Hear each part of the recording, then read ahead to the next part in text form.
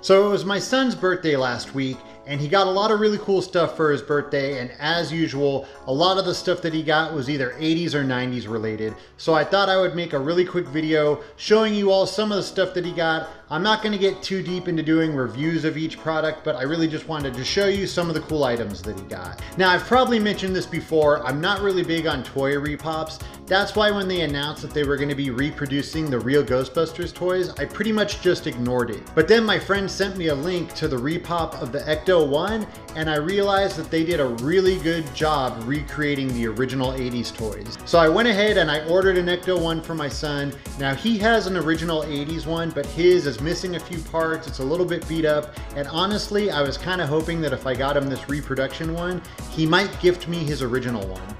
So this is the reproduction, and as you can see just from looking at the box, it looks amazing. They did an extremely good job making everything look like the original toy from the 1980s. So here is the actual car itself, and like I said, you can see it looks great. It looks just like the original car.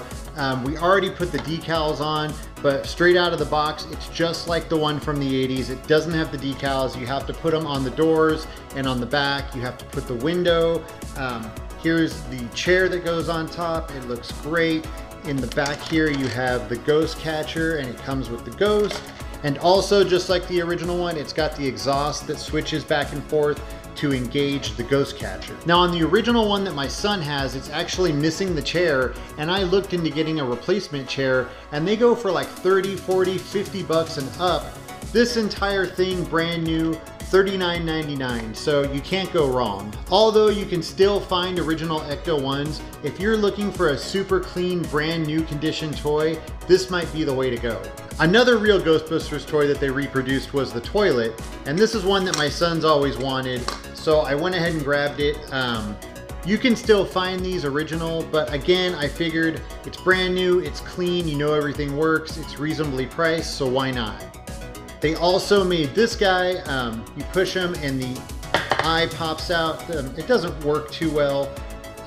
I didn't have this or the toilet back in the 80s, so I don't know if they work exactly the same as the original toys, but I have seen both of these original toys in person, and I can say that the look and the feel of these is exactly like the originals. One more real Ghostbusters toy that we got. This is a reproduction of the original Ghost Popper, and as you can see, the box is empty. This was the first toy that he had to rip open. He had to play with it right away. Here's the actual Ghost Popper itself. Again, I never had one of these back in the day, so I can't say if this one works and feels exactly like the original, but basically the way it works is you pull this out, and then when you press it in, it uses air pressure to shoot these little pellets. We did notice that if you kind of just push it in regular, it doesn't, I mean, that was okay, but sometimes it doesn't have a lot of power. So we found that if you pull it out and really slam it, I mean, that had a lot more power. Now on the back of the box, he already cut them out, but it comes with a Slimer and a Stay Puft Marshmallow Man that you can cut out. They have little stands, and then you can set them up so you can shoot them down, or you can shoot this at your action figures, whatever you want to do. But overall, this is a really fun toy. He's really enjoying it. He also got a couple of really cool t-shirts from a company called 8-Bit Zombie, and I'm actually going to be doing a separate video about that company because they're doing a lot of really cool stuff over there, and I want to make sure you all know about it. But really quick, let me just show you the t-shirts that he got. This one is the Ninja Turtles ice cream shirt, and I'm sure you all remember this ice cream from back in the day. And this right here, this is my favorite shirt. This is the Ecto Coolest, and it's got Egon holding the Super Soaker. Such an awesome design.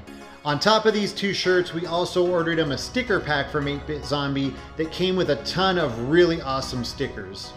Now this year on Record Store Day, Weird Al released a super limited edition record, and being that my son is a huge Weird Al fan, I had to try and grab him one for his birthday. With the help of a really good friend, I was able to grab one, and this is the record. It's a 3-inch record. You actually need a special 3-inch record player to play this. It's a tiny little record player that only plays 3-inch records. This is Weird Al doing a cover of the Ramones song Beat on the Brat, and one of the things that we really like about this, of course, is the super awesome Garbage Pail Kids artwork. We're probably never going to open this because we're probably never going to buy a 3-inch record player, so there's no point. And then it's got a seal on the back that if you open it, you break the seal. So we're probably just going to keep this sealed and have it just as a collector's item. My son was super excited about it and said that he actually didn't want to open it and wanted to save it as a collector's item. I think there was only 1,500 of these made, so pretty rare. And last but definitely not least, I've always wanted to make my son an 80s BMX style scooter, but I've been having trouble finding an old 80s frame that was in decent condition.